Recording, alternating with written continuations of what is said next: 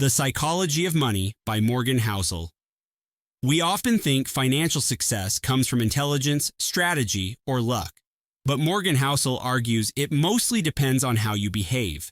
It's not about IQ, it's about patience, ego control, and emotional balance. In this video, we'll explore the 12 most powerful lessons from the psychology of money, stories and insights that will completely change how you see wealth, greed, and happiness. First, no one's crazy.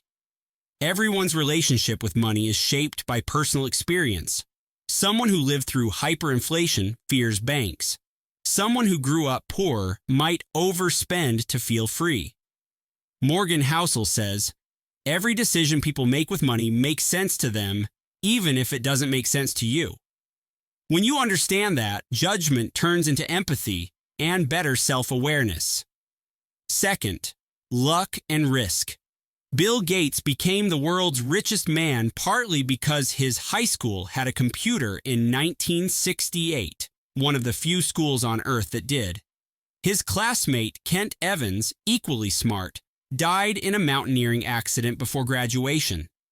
Lesson: luck and risk are two sides of the same coin. Don't judge others by outcomes. You can make smart decisions and fail, or dumb ones and succeed. Third, never enough.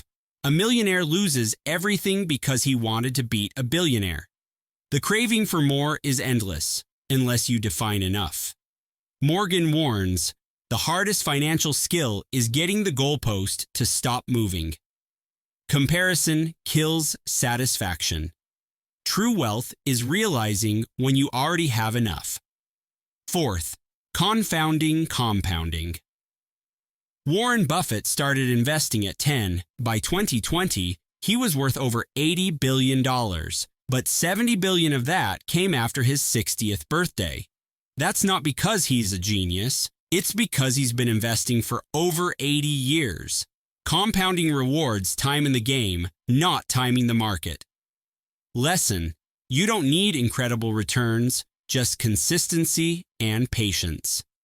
Fifth, getting wealthy versus staying wealthy. Getting rich takes boldness. Staying rich takes paranoia. Morgan explains, getting money requires taking risks. Keeping it requires humility. To survive long-term, you need to avoid one fatal mistake: ruin. That's why great investors focus less on making millions and more on never going broke. Sixth, tails drive everything. Most of Warren Buffett's returns came from a handful of his investments. Same for venture capital. One big winner covers 100 losses. In life and money, a few tail events, rare, extreme outcomes, drive almost all results. Lesson: you only need to be right occasionally, but stay around long enough to benefit from the tails. Seventh, freedom. Money's greatest reward isn't luxury. It's control over your time. True wealth is waking up and deciding, I can do whatever I want today. Many people chase millions but still feel trapped. The goal isn't more money, it's freedom. 8. Save money. Wealth is what you don't see. That car, that mansion, that designer watch, they show spending, not saving. Morgan says, wealth is the financial assets you haven't yet converted into stuff you see. Saving gives you options, freedom to quit, to say no, to wait. It's not about frugality, it's about flexibility. 9th, reasonable greater than rational. You don't need to be perfectly rational, just reasonable. A spreadsheet might say invest everything aggressively, but if it keeps you up at night, it's not the right plan. Lesson: the best financial plan is the one you'll actually stick with. 10th, you and me. Short-term traders and long-term investors often seem to disagree, but they're playing different games. Someone day trading Bitcoin and someone saving for retirement have totally different time horizons and goals.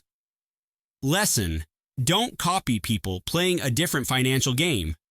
11th, the seduction of pessimism. Bad news grabs attention.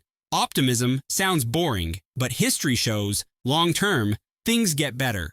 Economies grow, innovation wins, people adapt. Pessimism is seductive, but optimism builds wealth.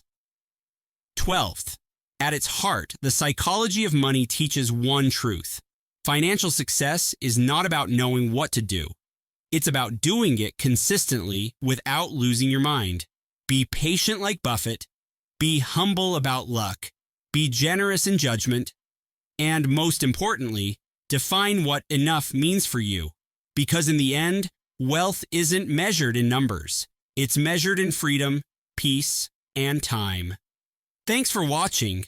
If you enjoyed this summary, hit like, subscribe, and remember, the smartest thing you can do with money is respect its psychology.